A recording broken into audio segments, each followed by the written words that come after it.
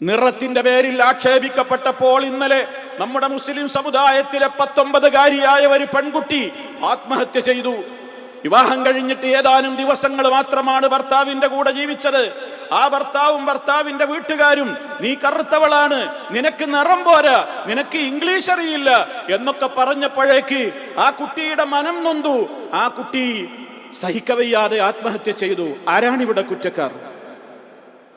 ആരാണിവിടെ സഹോദരങ്ങളെ കുറ്റക്കാർ?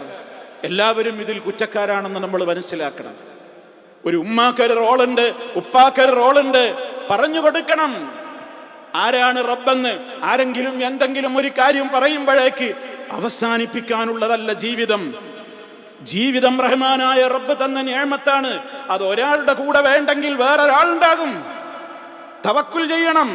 അതിനുള്ള ഈമാനിക കരുത്ത് നേടാതെ എന്തെങ്കിലും നിസ്സാര പ്രശ്നം വരുമ്പോഴേക്ക്, ഒരു മൊബൈൽ കിട്ടിയില്ലെങ്കിൽ, ഒരു കമ്പ്യൂട്ടർ ഉപയോഗിക്കാൻ പറ്റിയില്ലെങ്കിൽ, ഒരു ലാപ്പ് നിഷേധിക്കപ്പെട്ടുവെങ്കിൽ അതൊക്കെ പെട്ടെന്ന് അങ്ങ് കയറി ആത്മഹത്യ ചെയ്യാനും അതേപോലെ തന്നെ വിവാഹ ജീവിതം അവസാനിപ്പിക്കുവാനും കുടുംബജീവിതവും ജീവിതം തന്നെയും അവസാനിപ്പിക്കുവാനുമൊക്കെ മക്കൾ ആ രൂപത്തിലായിത്തീരുന്നത് എന്തുകൊണ്ടാണ്?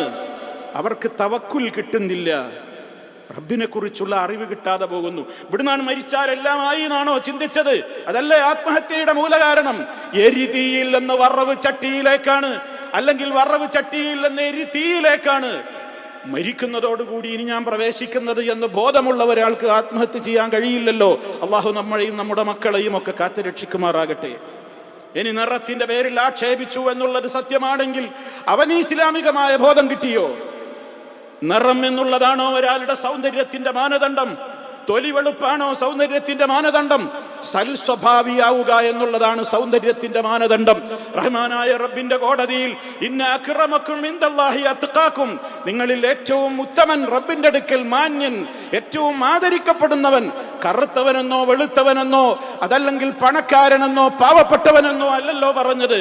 റഹ്മാനായ റബ്ബിനെ പേടിച്ച് ജീവിക്കുന്ന വിരൂപനായാലും ആരായാലും അവനാണ് റബ്ബിന്റെ അടുക്കൽ ഏറ്റവും വലിയ ഉന്നതനെന്ന സംസ്കാരം നമ്മുടെ മക്കൾക്കും നമുക്കും കിട്ടാതെ പോയതെന്ത്? എവിടെയാണ് നഷ്ടപ്പെടുന്നത്? രക്ഷിതാക്കളെ, നമുക്കതിൽ ഉത്തരവാദിത്തത്തിൽ ഒന്ന് ഒഴിഞ്ഞു മാറാൻ പറ്റുമോ?